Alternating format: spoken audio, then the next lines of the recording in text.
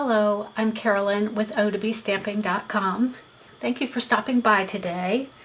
I have been busy making some little gift boxes with the Detailed Floral Thinlits die, and I absolutely love these. I saw them somewhere on the internet when I was surfing, but the directions were all in centimeters, which I tried to transcribe, but measurements just weren't working out, so I decided to give it a try on my own. So today I'm going to show you how to make this one. And one of the things that I wanted to point out is, depending on what you want to put in the box, you can leave it so that you can see through it, like maybe a tea light, like the battery operated ones, or if you wanted to put something in it that you were concerned about it falling out, you can simply put a piece of cardstock behind the design, and then you still have a very beautiful box, but nothing will fall out through the holes. So let's get started. I'll show you how I made this one.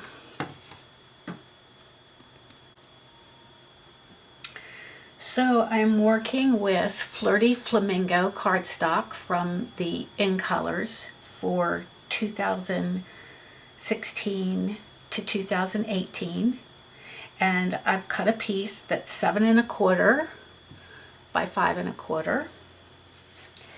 Then I've cut another piece that's 6 3/4 by 5 1/4.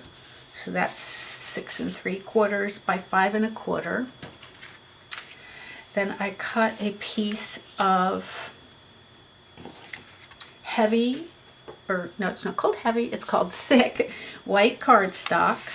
It measures 3 3/4, no, 3 3/4, sorry, by 6 1/8. And we're going to score that on all 4 sides at 3/4 of an inch. Then I also have a small piece, again, of the Flirty Flamingo, and that is going to die cut our butterfly.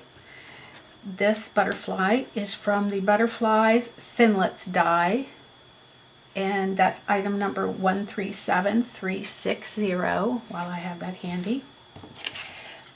We're also from that same Butterflies Thinlit die, we're going to use a small piece of vellum cardstock and this Butterfly Thinlit, and we are going to use the, you can use any embossing folder that you have, but I'm actually using the ones with the little dots all over it. You can use any of them that you might have. And then we're also going to be using this piece from the Detailed Floral Thinlits die. That's item 141482. And we're going to be using, lastly, this as a decorative piece for the sides here. You could leave that out or substitute it with something, but this comes from the Flourish Thinlits die set, number 141478. Okay, so I'll put these aside and we will get started. So to start, we're going to take our large piece of the Flirty Flamingo. So I'm going to bring in my paper cutter. I'm going to use the scoring tool, and actually, scoring blade I should say. I really prefer to use the scoring tool when I'm doing any scoring, especially if there's several different measurements. But it's easier to use this when I'm videoing because I can fit it into the space a little bit better than the big scoring tool. So with this piece that's 7 1/4 by 5 1/4, you're going to put the long side at the top. And I always tend to leave most of my paper to the left of my scoring area, when I'm scoring anything that's less than 1.25 inches. It just gives you a better platform when you're doing it off to the side here. You know, your paper's kind of hanging off. So that's just a little tip. So we're going to score that at 1/4 inch. Now with this scoring blade, I like to go back and forth over it several times because it doesn't give as deep of an indentation as the scoring tool does. Then I'm just going to flip it over and I'm going to score it at 2.5. And then I'm going to bring my arm out and the final score on it will be at 7.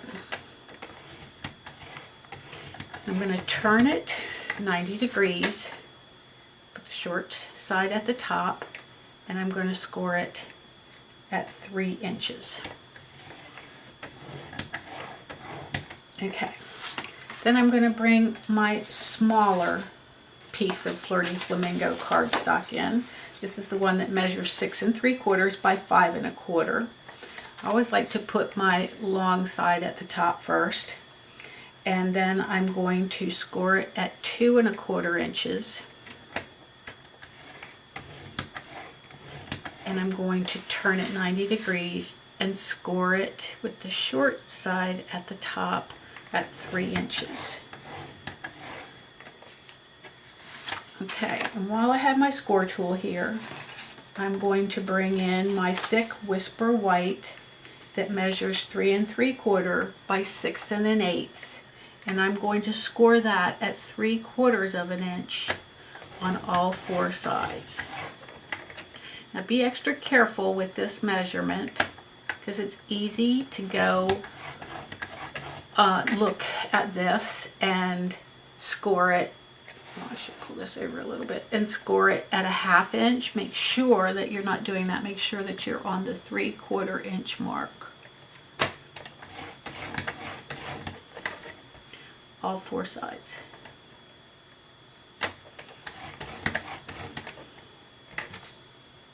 Okay, now I can put my cutting board away. And you're going to need your paper snips.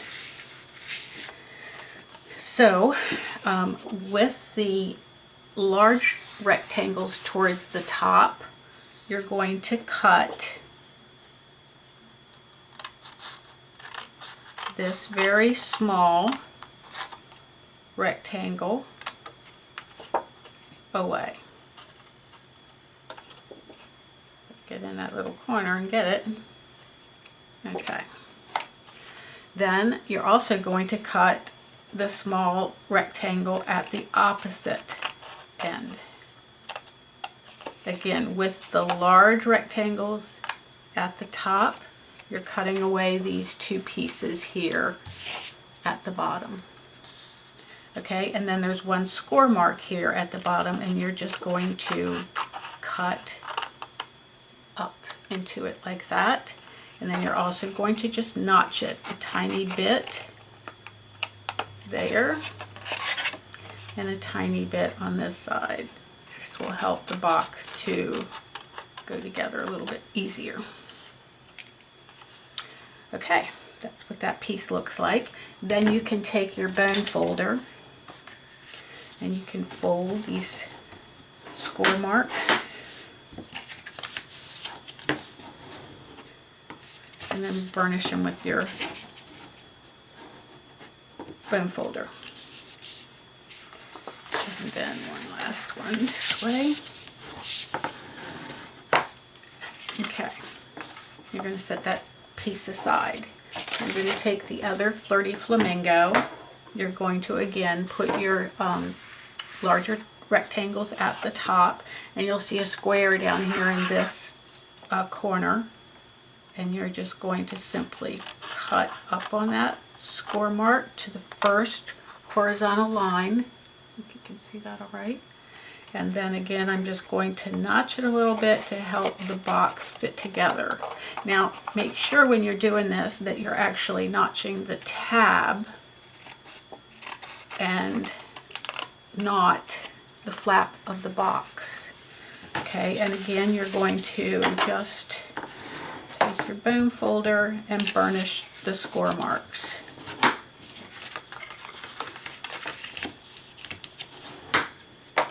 Okay, now you're going to lay these together so that you have a small rectangle, a large rectangle. Go this way. A small rectangle, a large rectangle. Okay, I'll actually burnish these going in the opposite direction. Okay, that's a very important step. I'm going to take my mono adhesive glue. I'm just going to put a little bit on this tab right here. And then I'm going to put these two pieces together, lining up the score marks.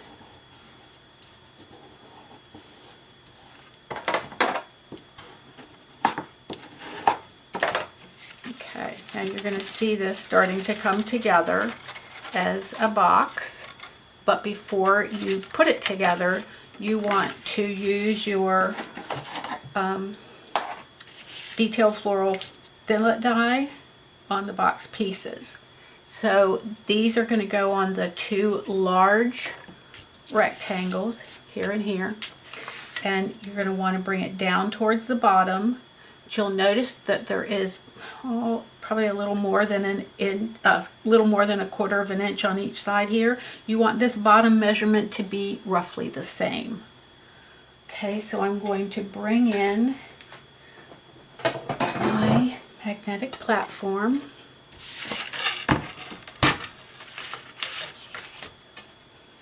Line that up so that you have three sides equal, and then a large area towards the top.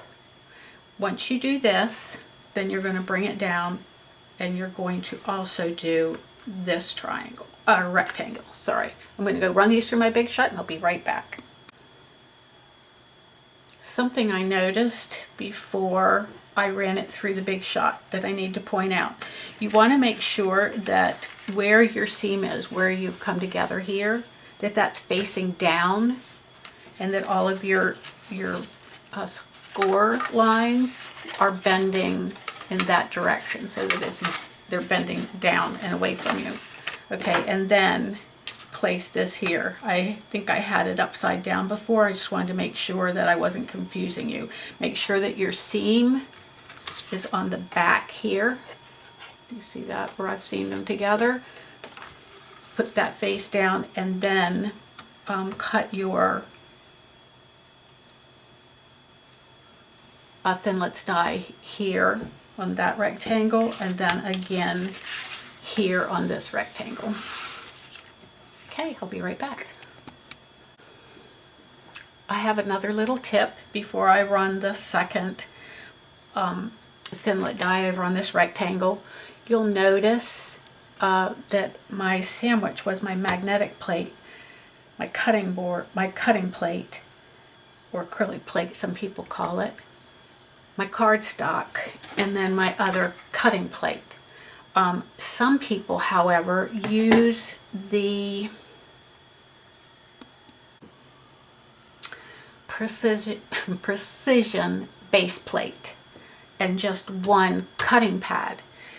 I prefer not to use this for the detailed Thinlits, even though it does work better, but you have to be super conscious to flip your cutting pads every single time when you use this precision base plate, otherwise they will get warped very quickly.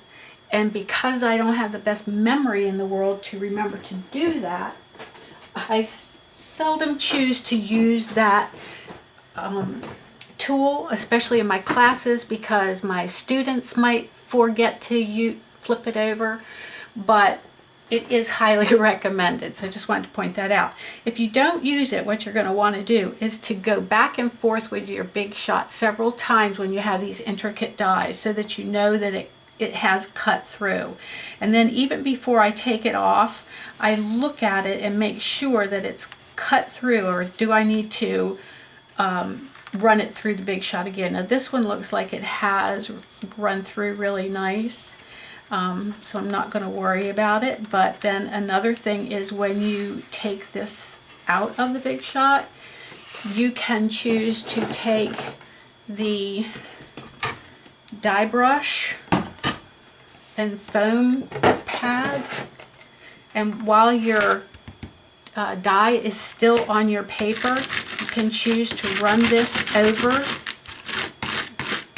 with the die cut still on top, and then that will also help to loosen all these little pieces so that ideally they all just fall right out. Now if they don't, you can always take a paper piercer such as this and just poke out any of them that didn't come out. But actually in this one, they all did, so we're good. All right, so I'm going to go ahead and cut that other Thinlit die on this rectangle, and I'll be right back. Okay, and this is what it should look like when you're done with that step. Something else I want to point out to you, if there's any little pieces of cardstock left in your die, make sure you get those out before you use it again. Sometimes they'll just fall right out, but if they don't, again, you can use a paper piercer and just remove them. Is that the only one? Oh, here's one. And you can usually just poke them out from the opposite side. You'll see little holes there that you can use to poke them out. One more. Okay. All right, so the next thing we're going to do is to put our box together. Put this in here real quick so I don't lose the tip. All right, now I highly recommend using the Tombow glue on this box. The reason being, the tear-in tape is a little bit wider than the 1/4 inch that you have here, and so you kind of have to adjust for that. So I just use the Tombow, which is a very, very strong glue and will be sure to hold this box together without any problem. The way I like to do this is I turn my one flap over and then bring this one down to match it. That way you can see the seams really well and match it up exactly where it should be. Okay. All right, now for the bottom, what I do, whoops, a little too fast on that. That wasn't quite dry.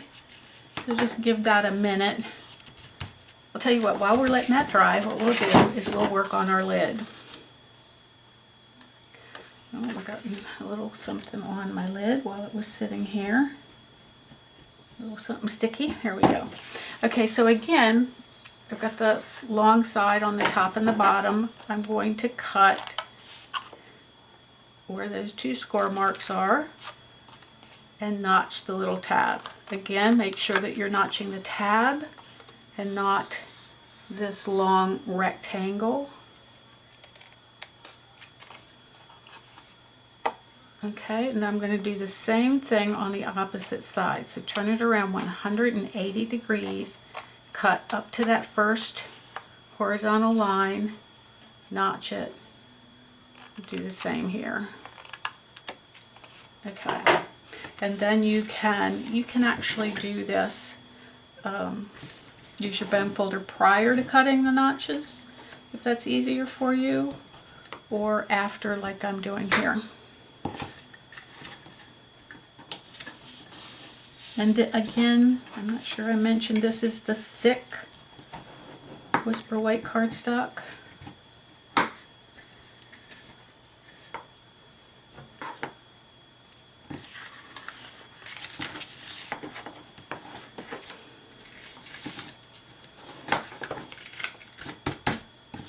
Okay, I'm just going to set that aside because I want to decorate it a little bit before we attach it to the box. So I'm just going to put that up here. Okay, now this should be dry.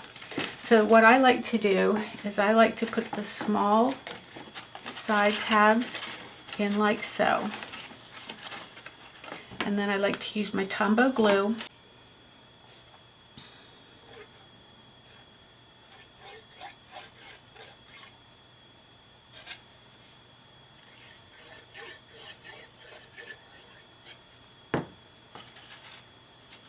Okay, just kind of hold it in so that the corners are squared. Push that rectangle down, and then again making sure you're holding that square. You're going to apply some glue to the bottom.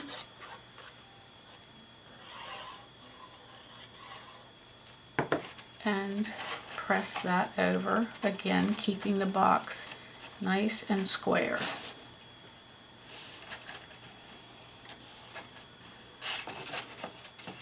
Okay, got a little tab there that didn't get cut quite good. All right, and we're going to set that aside, and now we're going to use this detail piece to make our box decorations. So again, we're going to take a strip of Flirty Flamingo, and I learned a really cool trick I want to share with you. So we're going to use some tear and tape, and we're going to put it on the length of our Thinlit. Cut this off. Okay, then we're going to turn this over. We're going to line the Thinlit up so that it matches right where the tear and tape is. Okay, then we're going to put it on our magnetic plate.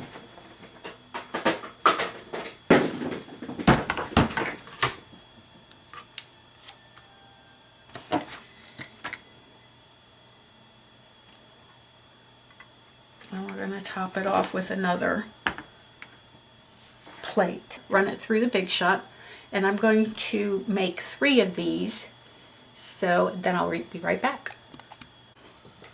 Okay, I'm back, and a couple extra tips for you.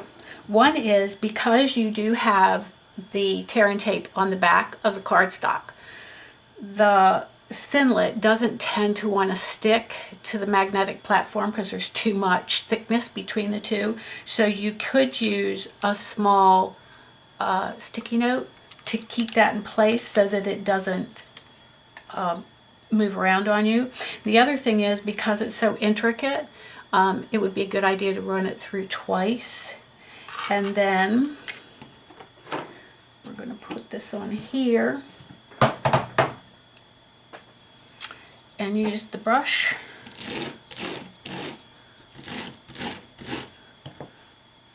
And that should come out pretty good. Okay, now you can see that the tear and tape on the back there has also been cut with the design. Okay, now you might be asking, well, why are you doing that? Well, let me ask you, have you ever used the fine tip glue pen or the mono adhesive to try to go around all of those little tiny circles and lines? It's done, it's possible to do, but this way is so much easier, because all you have to do is peel this off and it's already sticky. How cool is that? Okay, so we're going to bring in our top to our box again, and we're going to just lay this down. Put this under here like so. You can trim this before you put it down if you want to. Actually, I think it's going to be easier to do that. So it won't quite fit. So what I usually do is I just cut these little, I call them bunny ears, off at the very edge.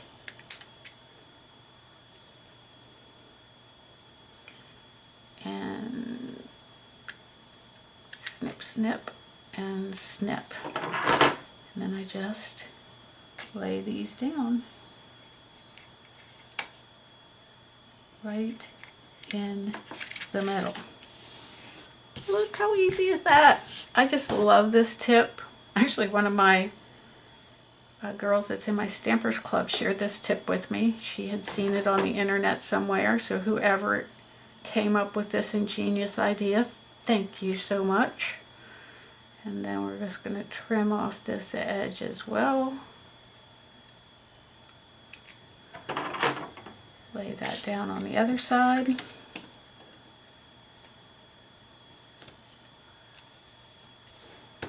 And then for the final one, we're going to not only clip off the bunny ears, but we are actually cutting this one in half. So you want 4 complete circles,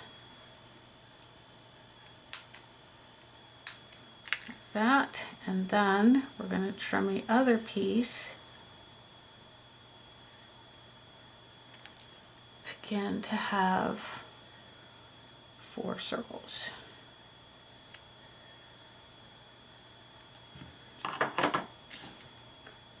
Tear off the tear and tape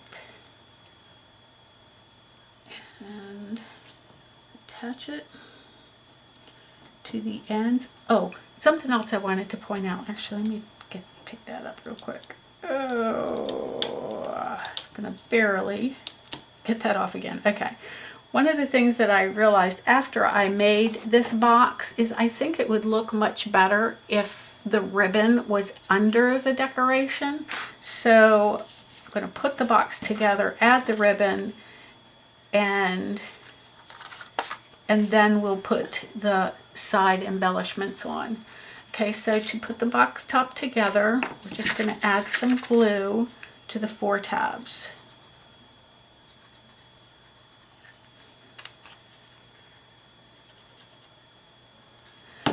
Okay, they're going to go to the inside. And again, you want to make sure that you're squaring that corner off. I'm just going to hold it for a minute while that glue bonds. We're going to do the same on this side. You're just going to pinch that and hold it for, I don't know, 30 seconds. Should we sing a song while we wait? No, won't do that. I'll scare you away. Okay, then we'll do this side.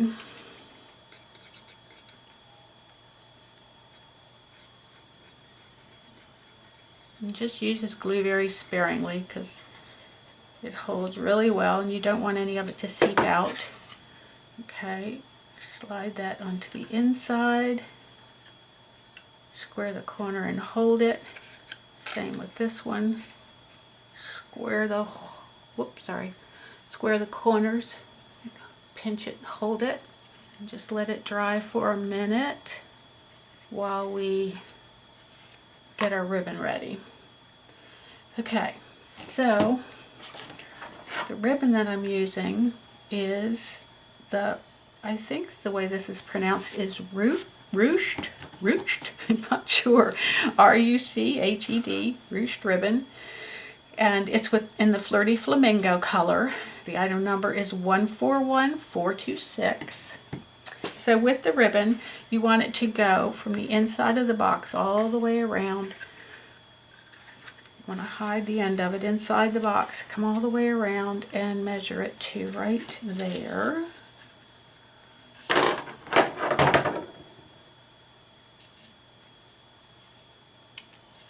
Okay. So with this, I like to use my glue dots. The Tombow glue doesn't tend to want to hold the fabric of the ribbon quite as well as a glue dot will. So I am going to use my glue dot, attach it to the, let's see if you can see this, I'll turn it around, attach it to the inside of the box lid there in the middle, and then bring it around the top. Again, down there, you're going to put another glue dot on the end here. And you can use 2 if you think that might hold better. We'll do that. Okay, then around over the top of the box and into the inside. Okay, now we'll put, hopefully it'll still be sticky. Where's the one I already tried? Oh, here it is. Okay, we'll put this in the center.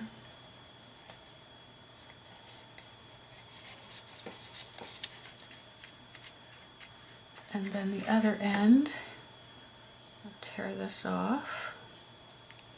Love that. Alright, and add it to that end of the box. Don't quite have it straight. There, that's better. Okay. To decorate the top of the box, we're going to make this pretty butterfly. Get this cleaned off a little. And we're going to do that by using, like I said earlier, the Butterfly Thinlits die. And I'm going to run that through Big Shot. So I want that piece, my top cutting plate.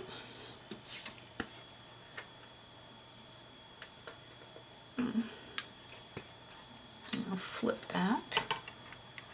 Even with your regular magnetic platform, you should still also flip those plates when you use them. Sorry about that light glaring in your eyes.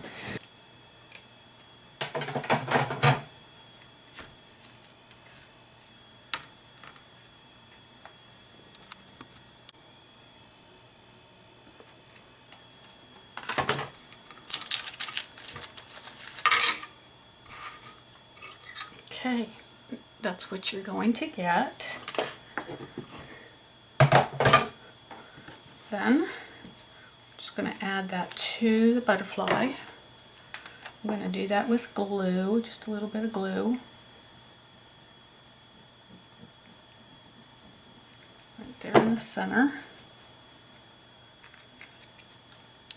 Oh, actually I didn't need all that glue because I forgot that's not quite as big. That's okay. And then, just to cover that glue mark up a little bit, we're going to add some pearls. What I did was cut 3 pearls. Actually, I'll get that off of there. My scissors are getting a little sticky. So where they're lined up, that's where I was cutting the 3 pearls. So I've cut 3. I'm just going to take my snips, peel them off of there, and set them in the center. Of course, you can use as many as you want. You could probably use up to 6 to come all the way down if you wanted. I need to zoom in a little so you can see that better. So you could actually add another 3 if you wanted to. I'm just going to leave it like that. I'm going to bend it up a little bit to give it some shape.